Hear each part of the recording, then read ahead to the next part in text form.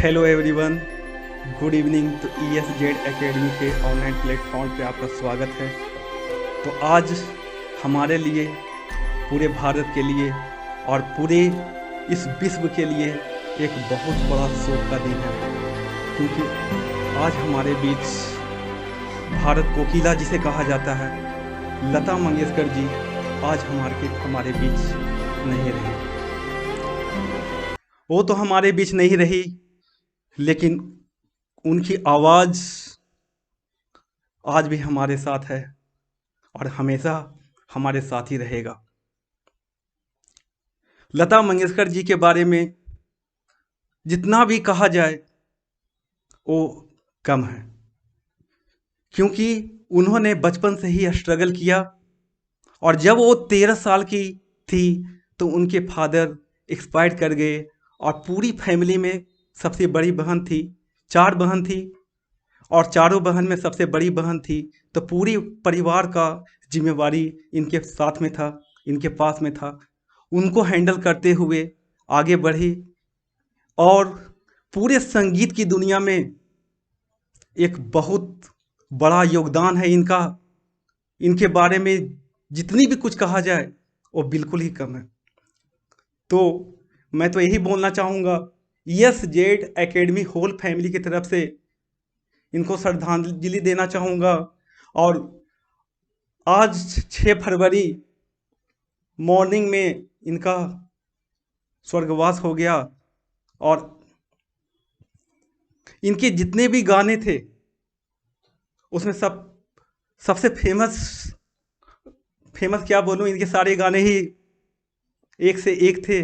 लेकिन जो आज सबके जवां पे आ जाता है, जब हमें 26 जनवरी और 15 अगस्त का दिन याद आता है, कि जब हमारे जवान पे एक ही गाना आता है बच्चों, एक ही गाना आता है, ऐ मेरे वतन की लोगों, जिसे सुनते ही आंखों में आंसू आ जाती है और ना जाने एक इमोशन सा फील होने लगता है। तो और इन्हें संगीत की दुनिया में बहुत सारे अवार्ड से नवाजा गया। भारत रत्न का अवार्ड इनको मिला, दादा साहब फाल्के पुरस्कार, उसके बाद पद्म विभूषण, पद्म भूषण और ना जाने कितने अवार्ड इनको मिला। तो मैं तो यही बोलना चाहूँगा पूरे ESZ एकेडमी होल फैमिली की तरफ से, कि आज हमारे लिए भी बहुत ही बड़ा शोक का दिन है। तो आइए और हम बात करते हैं, हमारे अनु सर से बात करते हैं कि इनका क्या मनोधारणा है। ठीक है, आइए इनसे बात करते गुड इवनिंग मेरे प्यारे बच्चों। आज बहुत ही दुख का समय है, क्योंकि हमारे सिनेमा जगत के और पूरे वर्ल्ड में एक ऐसा नाम जो कि ऐतिहासिक पन्नों में आज वो दब गया। एक तरह से उनकी ज़िंदगी आज चली गई। 8 साढ़े 8 बजे का समय था आज मॉर्निंग में, जब मेरे पास न्यूज़ आया जो लता दी नहीं रही। लता मंगेशकर को लता दी के नाम से ही फेमस हैं और सबसे बड़ा इनका योगदान ये रहा है, जो जिस लैंग्वेज को ये जानती तक नहीं थी उस लैंग्वेज में गाना गाई। लगभग 20 से ज़्यादा लैंग्वेज में गाना गाई है और 30,000 से ज़्यादा गाना गाई है। ये एक बहुत ही टफ होमवर्क रहा होगा इनके लाइफ में। बहुत लोगों के लिए इंस्पायरेशन है ये, क्योंकि जब ये 13 साल की उम्र में थी इनके फादर एक्सपायर कर गए थे और 5 भाई बहन में सबसे बड़ी थी। पूरी फैमिली का रिस्पॉन्सिबिलिटी इनके ऊपर आ गया था। फिर इनके फादर नहीं चाहते थे सिनेमा जगत से मेरी कोई बेटी जुड़े, लेकिन एक मजबूरी होता है ना, किसी चीज़ मजबूरी बस ये सिनेमा जगत में एंटर की और उसके बाद एक ऐसा सफ़र शुरू हुआ इनका जो कि सबको पता है, सब जानते हो। लता मंगेशकर सचिन तेंदुलकर से लेके अमिताभ बच्चन एंड नरेंद्र मोदी तक सबके साथ इनका एक अच्छा रिलेशनशिप रहा है और आज हमारे बीच नहीं रही, बहुत ही दुख का बात है। और इनका सबसे फेवरेट सॉन्ग मुझे जो हमेशा हर दिल के करीब होता है, इनका सारा गाना सबसे ज़्यादा, ए मेरे वतन के लोगों, ये गाना सबसे करीब हमारे दिल में हमेशा रहा है और हमेशा ये मेरा फेवरेट सॉन्ग भी है बचपन से ही।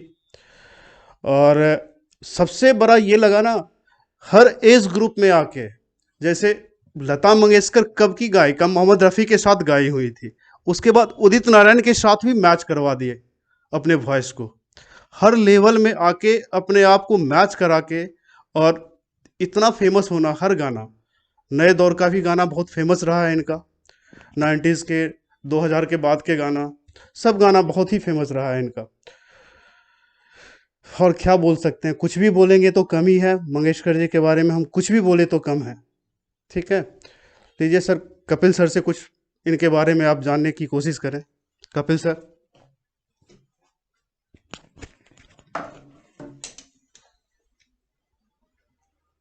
नमस्कार प्यारे बच्चों। आज पूरा देश, भारतवर्ष एक ऐसी घड़ी में है कि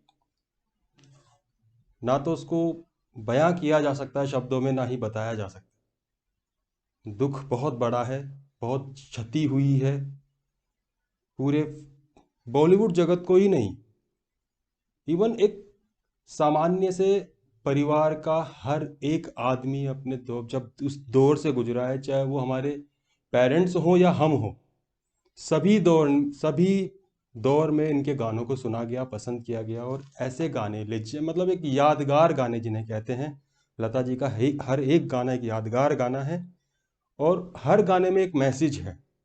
हर गाना एक आम जन की जिंदगी से जुड़ा हुआ है। आप लता जी के जीवन चरित्र पर भी अगर एक बार नज़र डालें तो आप देखेंगे इनका जीवन बहुत ही संघर्षपूर्ण गुजरा है। शुरू में जब ये 13 वर्ष की थी तो पिताजी के निधन के बाद जिस तरह से इन्होंने जिम्मेदारियों का वहन किया, अपने परिवार की सारी जिम्मेदारियां उठाई और एक संघर्षपूर्ण जीवन जीते हुए एक ऐसा जीवन चरित्र समाज के सामने रख दिया कि उसकी कल्पना मात्र करना भी बहुत मुश्किल।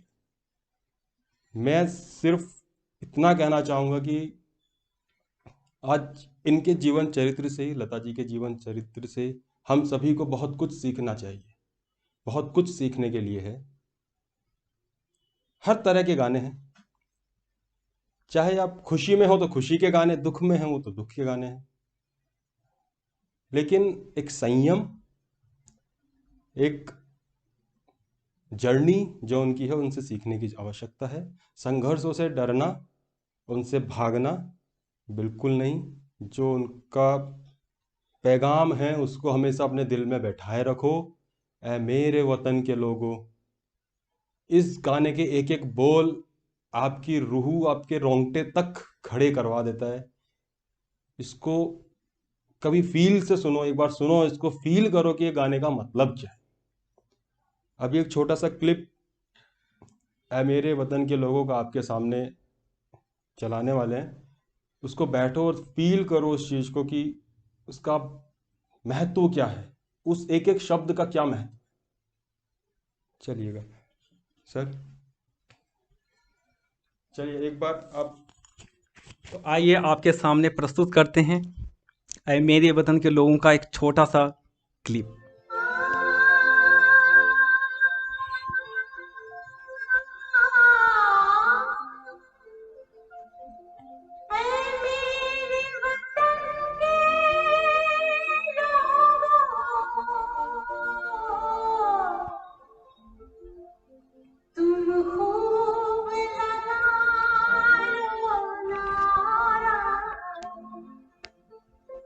ये शुभ दिन है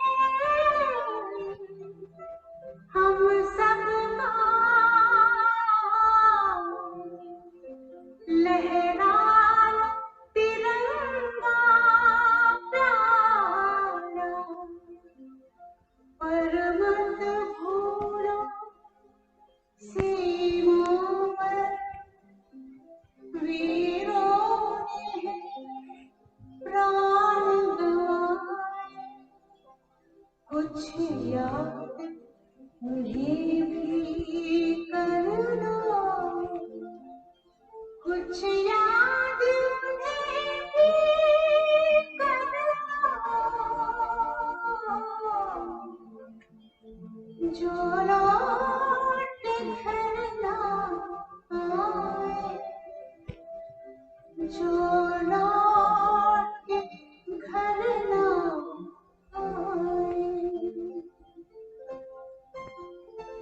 हे मेरे वतन के लोगों, जरा आँख में भर लो पानी, जो शहीद हुए हैं उनकी जरा याद करो कुर्बानी। मेरे वतन के लोगों, जरा आँख में भर लो पानी, जो शहीद हुए हैं उनकी जरा याद करो कुर्बानी। तुम भूल न जाओ उनको इसलिए सुनो ये कहानी, जो शहीद हुए हैं उनकी जरा याद करो कुर्बानी।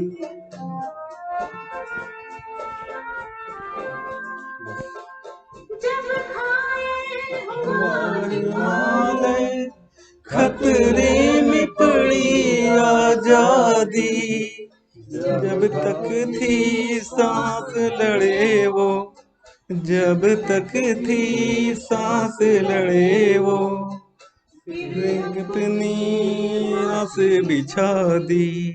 संगीत पे तेरे माला सो गए ये मैदानी, जो शहीद हुए हैं उनकी जरा याद करो कुर्बानी। तो अब क्या बोलें, अब तो हमारे स्वर भी रुक गए। इनके लिए जितना भी बोला जाए कम है। बच्चों तो ठीक है।